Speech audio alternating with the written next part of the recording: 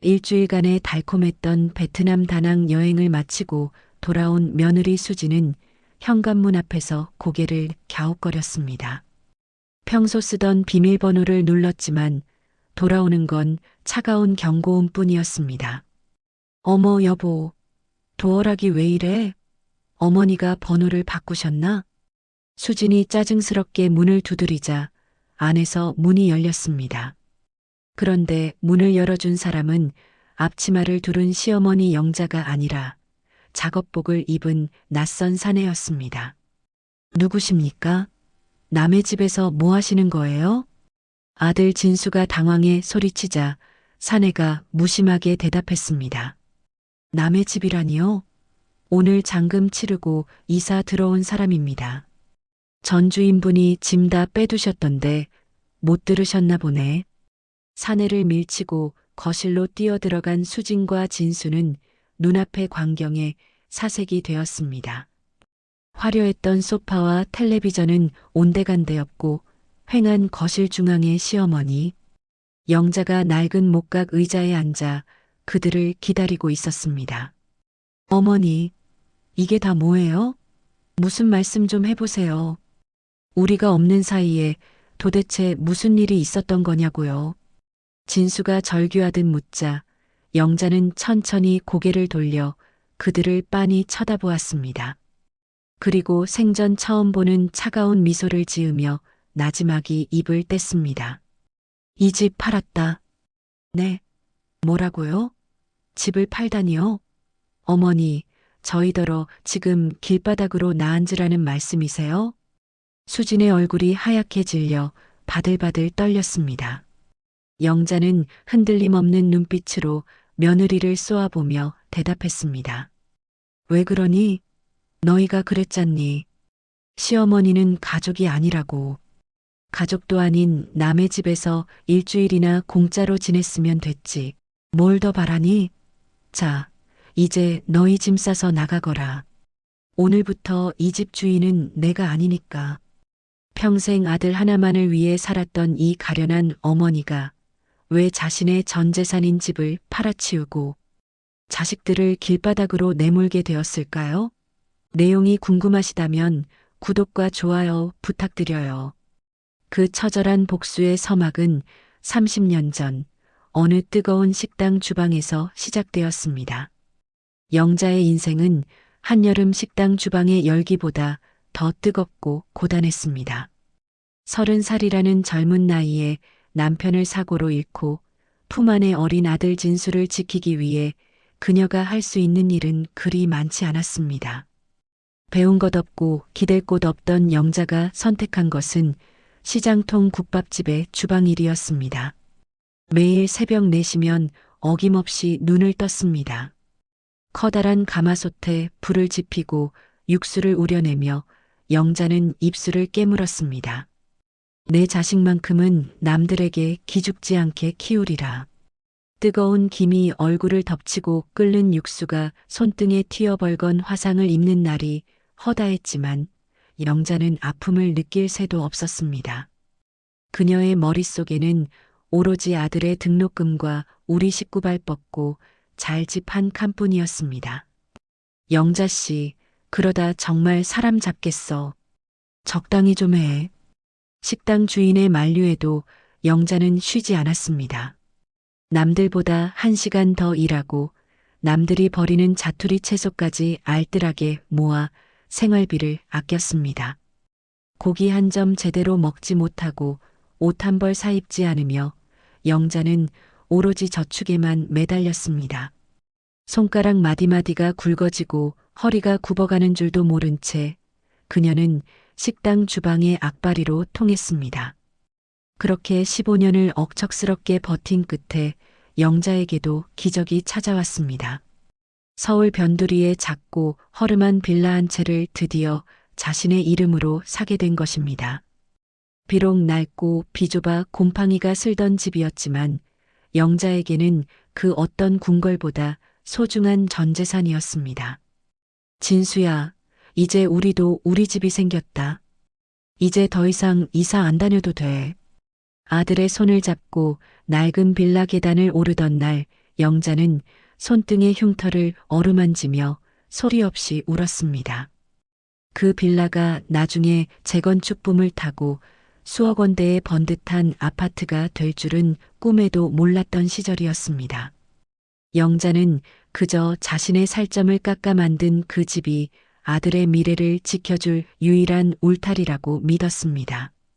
하지만 그 믿음은 독이 되어 돌아왔습니다. 아들이 장성에 결혼을 하고 영자가 그토록 아끼던 아파트에 며느리가 들어오면서부터 영자의 소중한 보금자리는 조금씩 그녀의 자리를 밀어내기 시작했습니다. 식당 일로 뼈마디가 상해버린 영자는 이제 자기 집에서 식모보다 못한 존재로 전락하고 있었습니다. 아들이 결혼하고 며느리 수진이 들어왔을 때만 해도 영자는 이제야 식당 주방의 매캐한 연기에서 벗어나 평범한 할머니로 살 수 있을 줄 알았습니다. 하지만 영자가 땀과 살점을 바꿔 마련한 이 아파트에서 정작 영자의 자리는 갈수록 좁아져만 갔습니다. 며느리 수지는 영자가 평생 해온 식당 일을 은근히 비하하며 영자를 집안의 어른이 아닌 성능 좋은 무보수 가자 도우미 정도로 취급했습니다. 아침마다 영자가 손목 터널 증후군으로 시큰거리는 손을 주무르며 정성껏 차려낸 밥상은 며느리의 짜증 섞인 한마디에 쓰레기통으로 향하기 일쑤였습니다. 어머니, 제가 말씀드렸잖아요. 요즘 누가 아침부터 이렇게 무겁게 먹어요? 그리고 이 미역국, 식당에서 파는 것처럼 조미료 냄새가 너무 나요. 애들 교육에 안 좋으니까 다음부터는 그냥 제가 알아서 할게요. 말은 그렇게 하면서도 수지는 정작 손가락 하나 까딱하지 않았습니다. 아이들의 등하교부터 산더미 같은 빨래, 구석구석 쌓인 먼지를 닦아내는 것은 모두 영자의 몫이었습니다. 며느리는 친구들을 집에 초대하는 날이면 영자에게 노골적으로 모욕을 주기도 했습니다. 어머니, 오늘 제 중학교 동창들 오기로 했거든요. 어머니는 음식만 주방에 차려두시고 방에서 나오지 마세요. 식당 일 오래 하셔서 그런지 옷에서 자꾸 음식 냄새가 나는 것 같아서요. 친구들이 오해하면 곤란하잖아요. 자기 집 거실에 나가지도 못하고 좁은 방 안에 갇혀 며느리와 친구들이 깔깔대며 웃는 소리를 듣고 있을 때면 영자는 가슴이 미어 터지는 것 같았습니다. 무엇보다 영자를 절망하게 만든 것은 아들 진수의 태도였습니다. 진수는 며느리의 무례함을 뻔히 보면서도 늘 먼 산만 바라보았습니다. 진수야, 내가 이 집에서 사람 취급도 못 받고 사는 게 맞니? 수진이가 나한테 하는 말들 너도 다 들었잖니. 어느 날 참다 못한 영자가 하소연하자 진수는 오히려 귀찮다는 듯 인상을 찌푸렸습니다. 엄마, 수진이가 나쁜 뜻으로 그러겠어요? 요즘 젊은 사람들 다 그래요. 그리고 엄마도 식당 일 오래 하셔서 성격이 너무 예민해지신 거 아니에요? 그냥 좋게 좋게 넘어가요. 집안 시끄럽게 하지 말고. 아들의 방관은 영자의 심장에 박힌 마지막 목과 같았습니다. 평생을 바쳐 키운 아들이 자신의 고통을 예민함으로 치부해버리는 순간 영자는 깨달았습니다.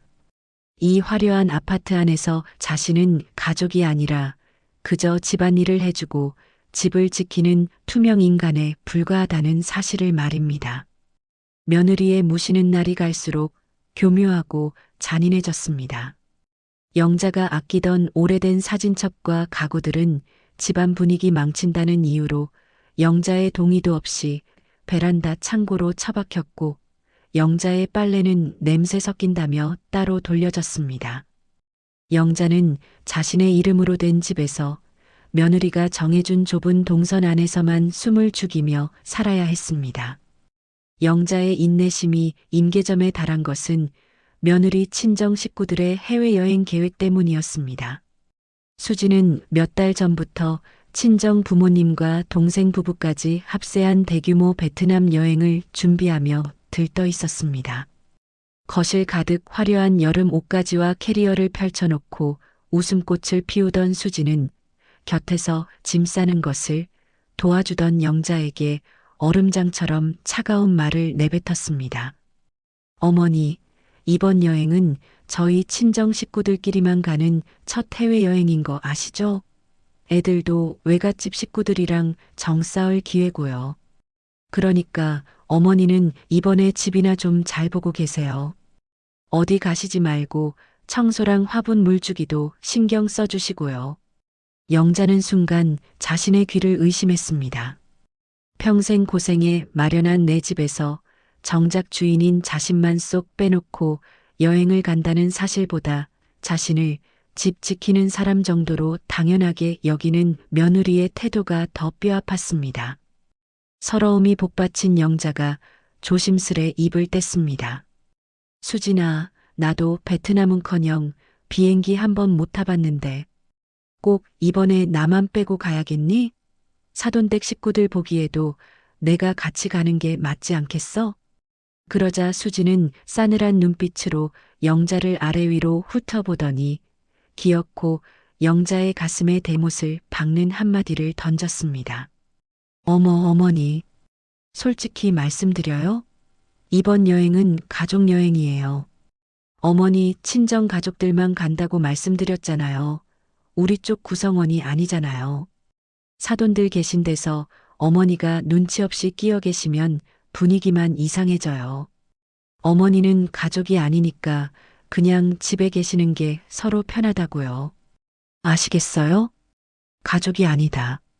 그 말은 30년 넘게 뜨거운 가마솥 앞에서 아들을 위해 버텨온 영자의 삶 전체를 부정하는 선고와 같았습니다. 영자는 떨리는 시선을 아들 진수에게 돌렸습니다. 하지만 진수는 아내의 폭언을 듣고도 못 들은 척 애꿎은 비행기 티켓만 만지작거릴 뿐이었습니다. 진수야, 너도 그렇게 생각하니? 내가 이 집에서 가족도 아닌 남이냐? 어머니의 절규 섞인 물음에 진수는 짜증스럽게 대답했습니다. 아이 엄마, 수진이가 틀린 말한 것도 아니잖아요. 처가 식구들 다 모이는데 엄마가 끼면 불편한 건 사실이지. 그냥 이번엔 집에서 편히 쉬세요. 다녀와서 망고라도 사올게요. 그 순간 영자의 머릿속에서 무언가 툭 하고 끊어지는 소리가 들렸습니다. 평생을 바쳐 키운 아들도 정성을 다해 일군 이 집도 더 이상 자신의 것이 아니라는 서늘한 각성이 영자를 덮쳤습니다. 수술한 허리가 끊어질 듯 아파왔지만 영자는 더 이상 울지 않았습니다.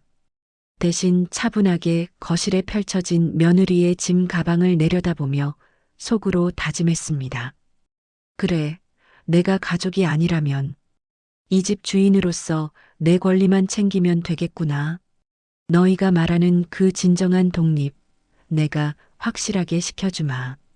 며느리 가족이 공항버스를 타기 위해 집을 나서는 새벽, 영자는 배웅도 하지 않은 채 어둠 속에서 조용히 자신의 도장을 꺼내 들었습니다. 이제 참는 어머니는 죽었습니다. 오직 자신의 인생을 되찾으려는 한 명의 승부사만이 남았을 뿐입니다. 며느리 수진의 가족들이 공항버스를 타고 멀어져 가는 뒷모습을 창문 너머로 지켜보던 영자의 눈빛은 그 어느 때보다 차분하고 단단했습니다. 어머니는 가족이 아니잖아요. 라는 비수가 꽂힌 자리에 서늘한 각오가 들어찼습니다. 영자는 그 길로 장롱 깊숙이 보관해 두었던 인감도장과 아파트 등기 권리증을 꺼냈습니다.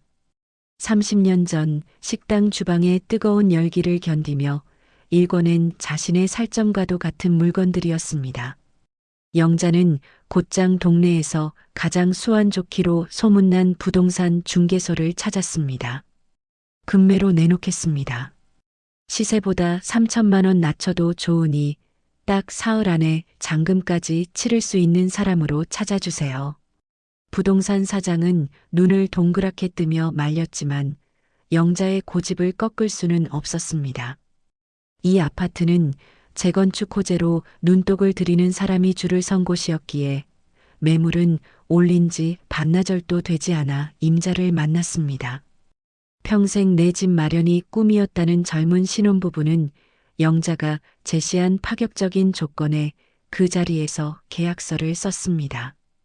영자의 움직임은 정광석화와 같았습니다.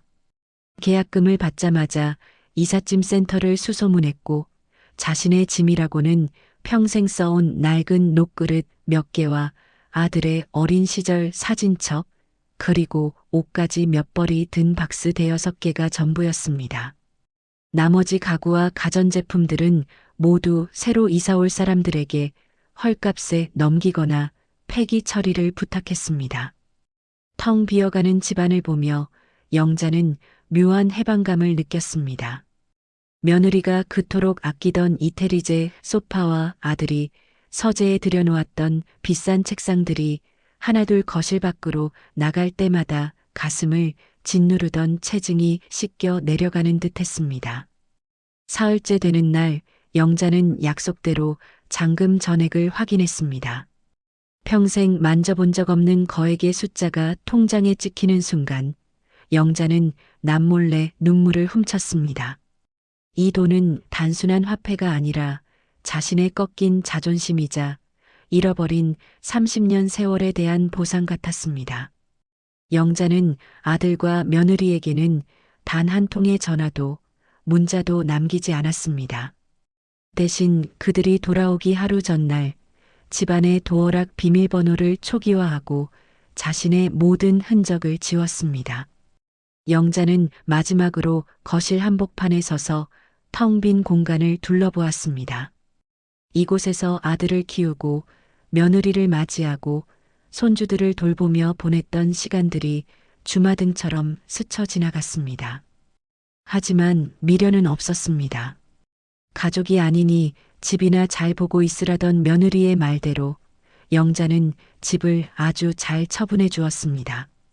영자는 가벼운 발걸음으로 현관문을 나섰습니다. 그녀의 손에는 수십 년 전 고향을 떠날 때 들었던 것보다 훨씬 가벼운 짐 가방 하나만이 들려 있었습니다. 영자는 이제 누구의 어머니도 누구의 시어머니도 아닌 오직 박영자라는 이름 석자를 찾기 위해 고향으로 향하는 기차에 몸을 실었습니다. 영자가 기차를 타고 도착한 곳은 수십 년 전 단돈 몇 푼을 손에 쥐고 떠나왔던 남쪽 끝자락의 작은 고향 마을이었습니다. 역에서 내려 들이켠 공기는 매캐한 식당 연기와 며느리의 차가운 눈총이 가득했던 서울의 아파트와는 차원이 달랐습니다. 영자는 굽이굽이 흐르는 고향길을 따라 걷다가 마을 어귀 커다란 느티나무 아래 서 있는 한 노인을 발견했습니다.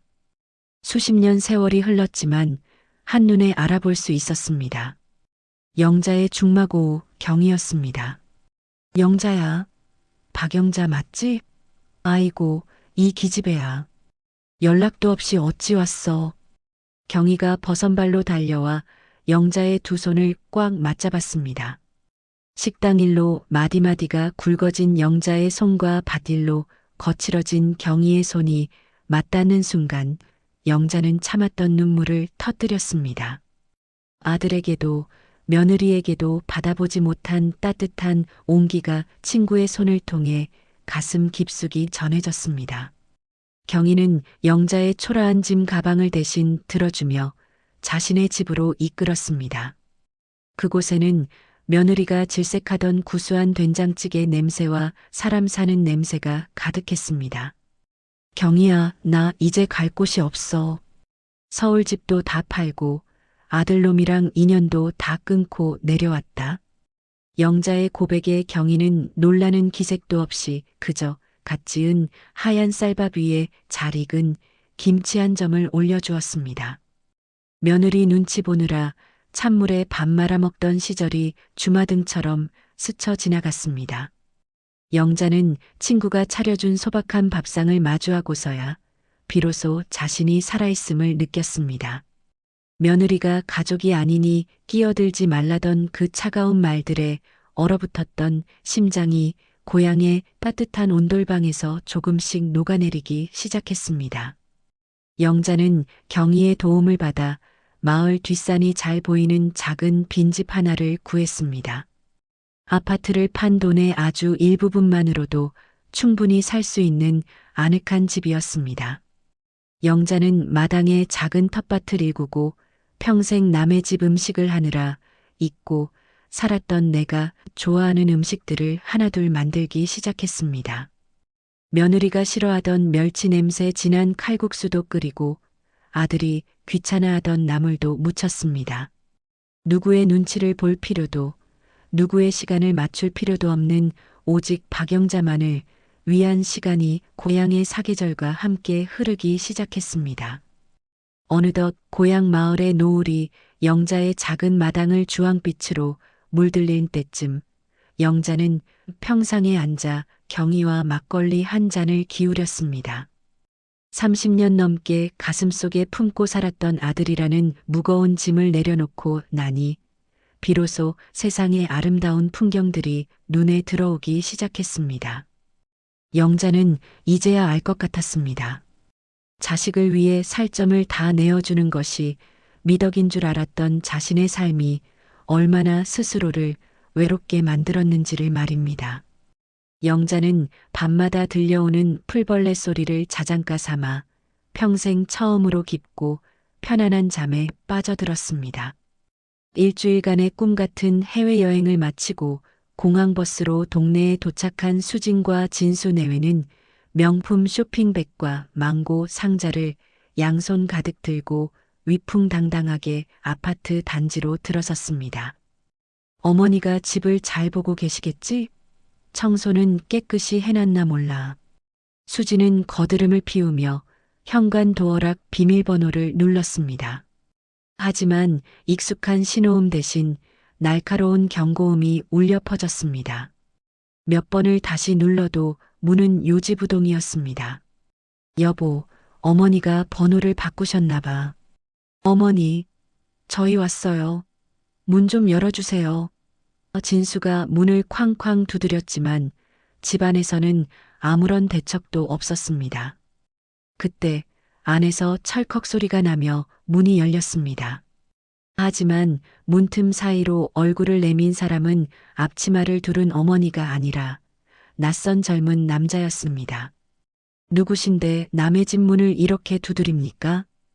남자의 말에 진수와 수지는 얼어붙었습니다. 남의 집이라니요? 여기 저희 집인데요. 우리 어머니 어디 계세요? 진수의 외침에 남자는 어처구니 없다는 듯 실소를 터뜨렸습니다. 무슨 소리를 하시는 거야? 이 집 사흘 전에 잔금 다 치르고 오늘 제가 입주한 새 주인입니다. 전 주인 박영자 할머니가 짐 다 빼주셨고 서류 확인도 끝났는데요. 남자가 건넨 부동산 매매 계약서 사본에는 영자의 인감도장이 선명하게 찍혀 있었습니다. 수지는 비명을 지르며 텅 빈 거실로 밀고 들어갔습니다. 그토록 자랑하던 이태리제 소파도 대형 텔레비전도 사라진 공간에는 오로지 정적만이 감돌고 있었습니다. 거실 한가운데에는 영자가 남긴 쪽지 한 장이 놓여 있었습니다. 가족이 아니니 집이나 잘 보라고 했지? 내 명의인 이 집, 내가 주인 노릇 제대로 해서 잘 처분했다. 너희 짐은 지하 창고에 맡겨뒀으니 알아서 찾아가거라. 이제 진짜 가족끼리 행복하게 살아보렴. 쪽지를 읽어 내려가던 수진의 손이 사시나무 떨듯 떨렸습니다. 이게 뭐야? 어머니가 미치신 거 아니야? 우리 돈은? 우리 살림은 어떻게 하라고? 수진의 비명이 빈 거실에 공허하게 울렸습니다. 진수 역시 털썩 주저앉아 머리를 쥐어뜯었습니다. 어머니가 평생 식당 주방에서 화상을 입어가며 지켜낸 이 집이 자신들의 오만함 때문에 단 사흘 만에 사라졌다는 사실이 믿기지 않았습니다. 가족여행의 단꿈은 순식간에 악몽으로 변했습니다. 호텔 예약 확인서 대신 부동산 계약서가, 환전한 달러 대신 이삿짐 보관증이 그들의 손에 남겨졌습니다. 어머니가 설마 이러실 줄은. 진수의 뒤늦은 후회는 소용없었습니다. 영자는 이미 아들과 며느리의 번호를 차단했고 그들이 의지할 곳이라고는 쪽지에 적힌 지하 창고의 초라한 짐작들 뿐이었습니다. 수지는 낯선 새 주인의 눈치를 보며 쫓겨나듯 현관을 나섰습니다. 아파트 복도에 놓인 화려한 면세점 쇼핑백들이 당장 오늘 밤 잠잘 곳도 없는 그들의 처지를 비웃는 듯 처량하게 널브러져 있었습니다. 서울에서 길바닥에 나앉아 처가 눈치를 보며 전전긍긍하던 진수가 영자의 행방을 알아내 고향 마을까지 내려온 것은 그로부터 석 달 뒤였습니다. 한때 대기업 대리로 떵떵거리며 살던 아들의 모습은 온데간데없고 옷은 구겨지고 얼굴은 몰라보게 수척해진 모습이었습니다. 진수는 영자의 새집 마당에 들어서자마자 무릎부터 털썩 꿇었습니다. 엄마, 제가 잘못했어요. 제가 정말 죽을 죄를 지었습니다. 제발 한 번만 용서해 주세요.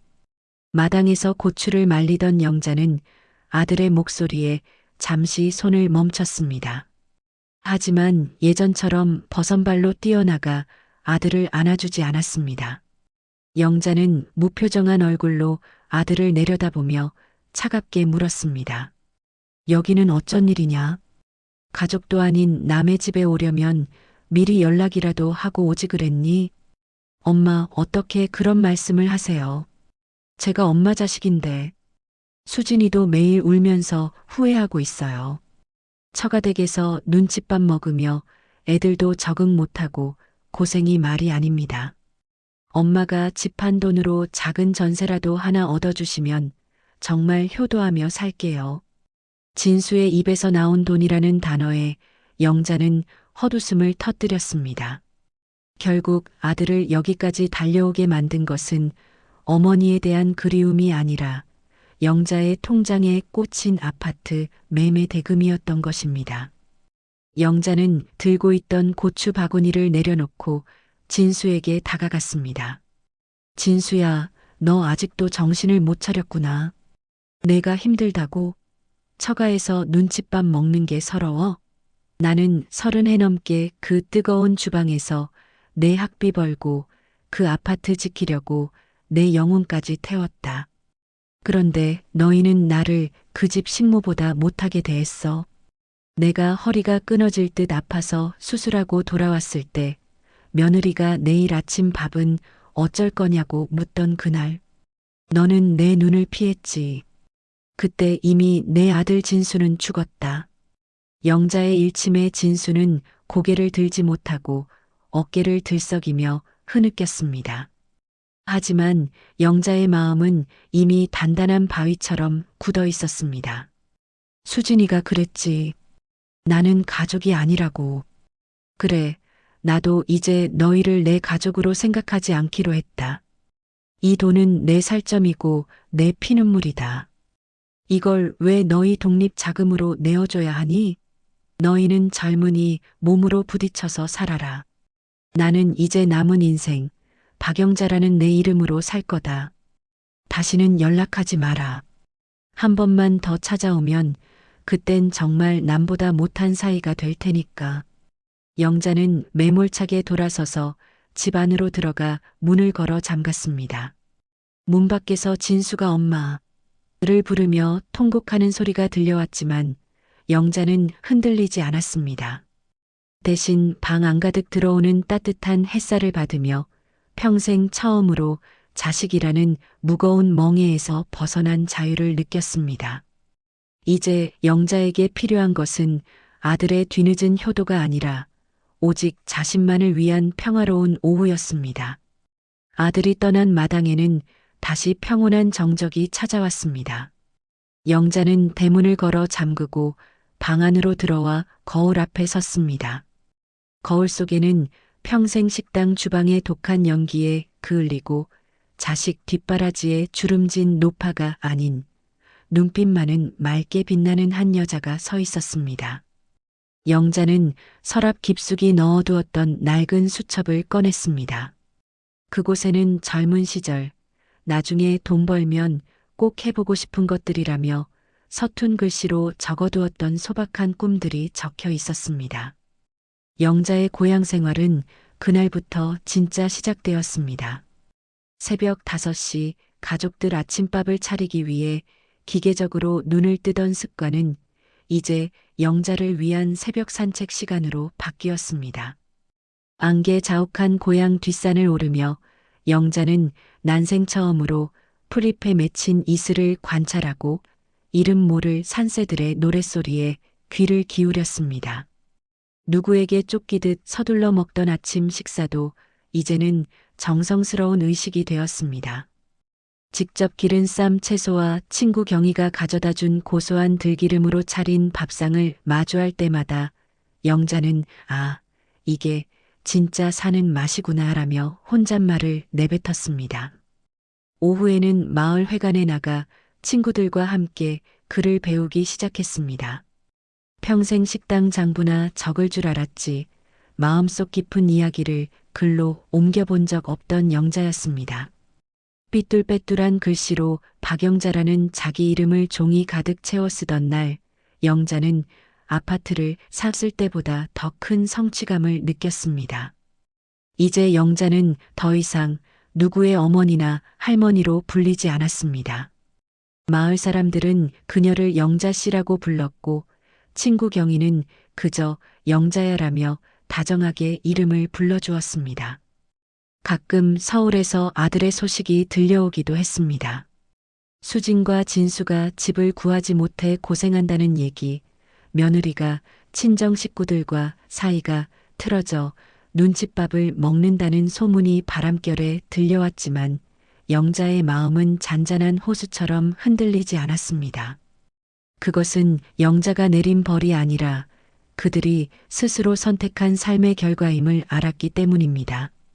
대신 영자는 아파트를 판 돈의 일부를 마을 장학금으로 내놓았습니다. 자신처럼 배움이 고팠던 아이들이 뜨거운 주방 대신 밝은 교실에서 꿈을 꾸길 바라는 마음이었습니다. 어느덧 고향의 들판이 황금빛으로 물드는 가을 저녁, 영자는 마당 평상에 앉아 경희와 함께 직접 담근 매실주를 나누어 마셨습니다. 붉게 타오르는 노을을 바라보며 영자는 나지막이 응조렸습니다. 경희야, 나 이제야 내 인생을 사는 것 같아. 30년 넘게 가마솥 앞에서 내 이름도 잊고 살았는데 이제야 내가 누군지 알 것 같네. 인생의 황혼기에 접어들어서야 비로소 맞이한 진정한 자유. 영자는 이제 더 이상 뒤를 돌아보지 않습니다. 남을 위해 살을 내어주던 희생의 삶은 끝났고 이제는 오로지 자신을 사랑하고 아끼는 박영자의 시간이 흐르고 있기 때문입니다. 영자의 얼굴 위로 번지는 환한 미소는 세상 그 어떤 화려한 아파트보다 더 찬란하게 빛나고 있었습니다. 이 이야기가 마음에 드셨다면 좋아요, 구독 부탁드려요. 다음 사연을 들려드리는데 큰 힘이 된답니다. 그리고 여러분의 이야기를 댓글로 들려주세요.